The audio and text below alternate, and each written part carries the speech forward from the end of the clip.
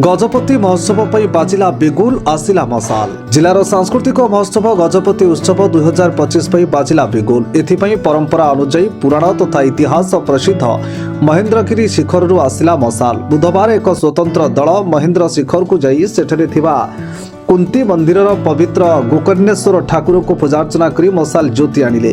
परे पाददेशर कईपुर ठारे जनसाधारण और प्रशासन पक्षर मसाल को भव्य स्वागत करा जायथिबा बेले परे एक शोभायात्रा आरंभ होइतिला। एठारु रामगिरी, छेलीगढ़, आर उदयगिरी, खजुरीपदा और रायगढ़ दे जिला परिक्रमा करी पारलाखेमुंडी सहर में पहुंचीथिला। स्थानीय बिजु कल्याण मंडप ठारे जिलापाल मुनिद्र होननागा, पृथ्वीराज मंडल, मुख्य उन्नयन अधिकारी, पराध्यक्ष प्रमुखों सहित समस्त जिला प्रशासन भव्य स्वागत करथिले। परे सहर परिक्रमा करा जाई जगन्नाथ मंदिर रे स्थापन करा जायथिला।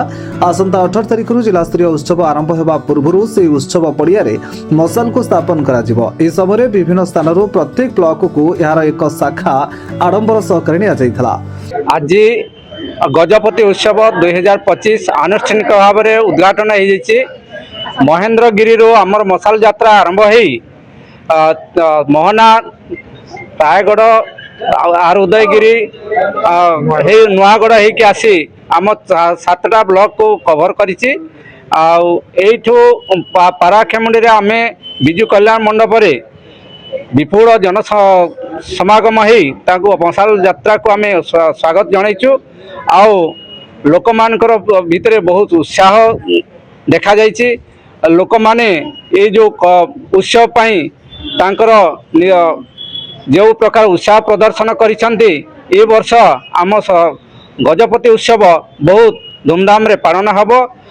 वर्तमान आमे जगन्नाथ मंदिर रे मसाल यात्रा पहुंची जाइए। ये जगन्नाथ मंदिर सामना पाखरु आम काशीनगर ब्लॉक आउ गुमा ब्लॉक तांकर मसाल यात्रा को एठू ग्रहण करिसेंती। आउ से ब्लॉक रे तांकर परिक्रमा करिवे। वर्तमान मसाल यात्रा आम पाराखेमुंडी संपूर्ण हो जाइए।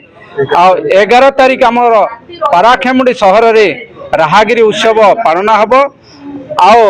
एथिरे जनसाधारण विपुल संख्यार योगदान करिकी राहागिरी को सब बहुत सफल करेइबे।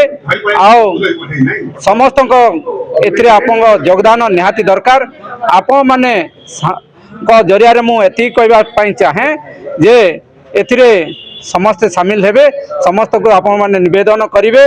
आपण मान को द्वारा सेतिकी मु आपण मान को अनुरोध करूची। जेमिति आमर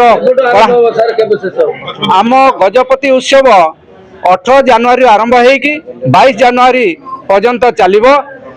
18 जनवरी आम पाराखेमुंडी स्टेडियम रे आयोजित हब। गजपति जिलूर प्रभात कुमार पात्र रिपोर्ट कोणार्क न्यूज 24।